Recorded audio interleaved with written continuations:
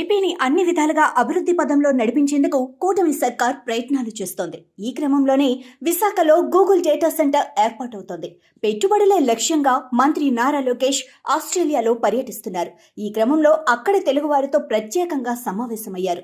ఆంధ్రప్రదేశ్ రాష్ట్ర అభివృద్ధికి బ్రాండ్ అంబాసిడర్లుగా పనిచేయాలని పిలుపునిచ్చారు. ఏపీ ఎన్ఆర్టీ ఆధ్వర్యంలో ఆస్ట్రేలియాలోని సిడ్నీ క్రికెట్ గ్రౌండ్ లో తెలుగు డయాస్పోరా సమావేశంలో లోకేష్ ముఖ్య అతిథిగా పాల్గొన్నారు. ఏపీలో పెట్టుబడులు పెట్టడానికి ఆసక్తి చూపిస్తున్న కంపెనీల జాబితా ఇవ్వాలని సూచించారు. ప్రతి తెలుగువారు ఆంధ్రప్రదేశ్ అభివృద్ధిలో పాలు పంచుకోవాలని, రాష్ట్రానికి బ్రాండ్ అంబాసిడర్లుగా ఎన్ఆర్ఐలు మారాలని కోరారు. ఆంధ్రప్రదేశ్లో కూటమి సర్కార్ అధికారంలోకి వచ్చిన తర్వాత 10 లక్షల కోట్ల పెట్టుబడులు వచ్చాయన్నారు లోకేష్.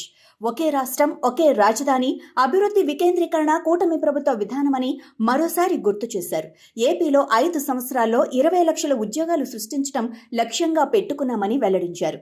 ఏపీలో డబుల్ ఇంజిన్ బుల్లెట్ ట్రైన్ ప్రభుత్వం నడుస్తుందన్న లోకేష్ ఏపీ అభివృద్ధికి ప్రధాని మోడీతో పాటు సీఎం చంద్రబాబు కృషి చేస్తున్నారన్నారు.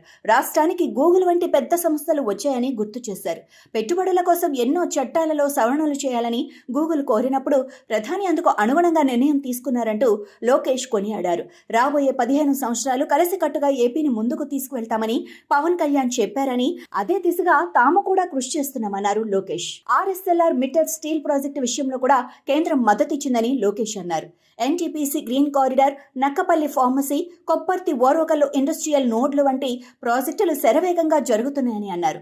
క్వాంటమ్ కంప్యూటర్ గురించి చంద్రబాబు మాట్లాడినప్పుడు తాను చాట్ జీడీపీ నుంచి వెతికి తెలుసుకున్నానని చెప్పారు. సొంత గ్రామాలను, సొంత రాష్ట్రాన్ని విడిచి వచ్చిన వాళ్లు ఎన్ఆర్ఐలు కాదని, వారంతా మోస్ట్ రియలబుల్ ఇండియన్స్, ఎంఆర్ఐలు అంటూ లోకేష్ పేర్కొన్నారు. ఖచ్చితంగా ఏపీ అభివృద్ధికి బ్రాండ్ అంబాసిడర్లుగా వ్యవహరించాలని లోకేష్ కోరారు.